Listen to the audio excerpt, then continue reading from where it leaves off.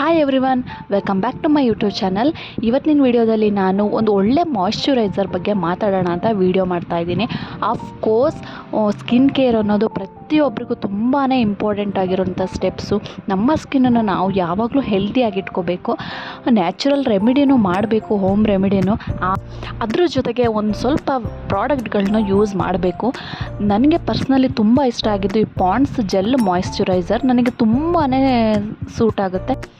ಇದೊಂದು makeup product ಅಂತ ಅಲ್ಲ, ನಮಗೆ ಹೆಲ್ದಿಯಾಗಿ ನಮ್ಮ ಸ್ಕಿನ್ನು ಈ ಸೀಸನಲ್ಲಿ ತುಂಬಾ ಚೆನ್ನಾಗಿರಬೇಕು, ಹೆಲ್ದಿಯಾಗಿರಬೇಕು ಅಂತ ಹೇಳಿದರೆ ಇದನ್ನು ನಿಜವಾಗ್ಲೂ ಯೂಸ್ ಮಾಡಲೇಬೇಕು. ತುಂಬ ಚೆನ್ನಾಗಿದೆ ಆ್ಯಕ್ಚುಲಿ. ಇದು ಚೀಪ್ ಆ್ಯಂಡ್ ಬೆಸ್ಟು ಕೂಡ.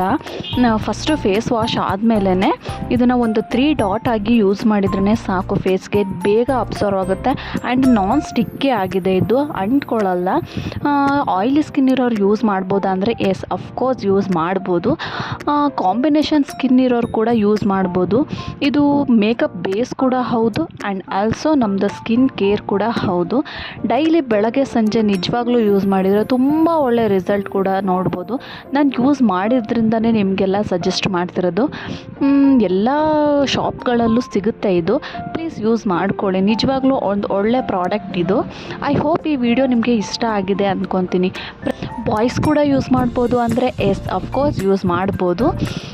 ನಿಜವಾಗ್ಲೂ ರಿಸಲ್ಟ್ ತುಂಬಾ ಚೆನ್ನಾಗಿರುತ್ತೆ. ನೀವು ಬೇಕಾದ್ರೆ ಯೂಸ್ ಮಾಡಿ ನೋಡಿ. Thanks for watching. Bye bye.